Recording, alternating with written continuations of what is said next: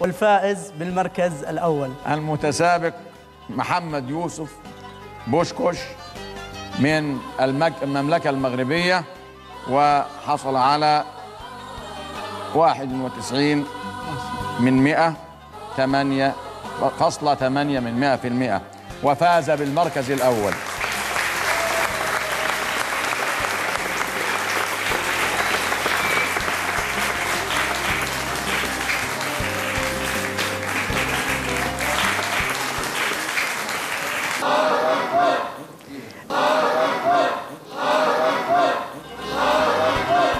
إذا تهانينا للمتسابق محمد يوسف بوشكوش على حصوله المركز الأول وجائزة مقدارها 100,000 ريال. يتفضل الآن والده لتهنئته.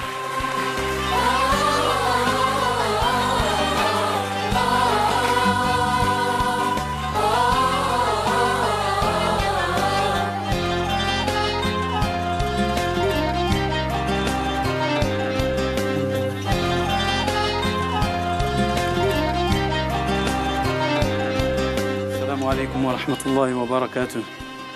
بسم الله والصلاة والسلام على رسول الله.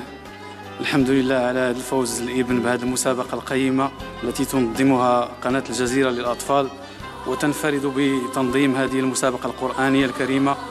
ونحن جد فرحانين الحمد لله بحضورنا في هذه المسابقة مع كبار المشايخ، ونشكرهم على تقييمهم لأولادنا، والحمد لله رب العالمين، والصلاة والسلام على رسول الله.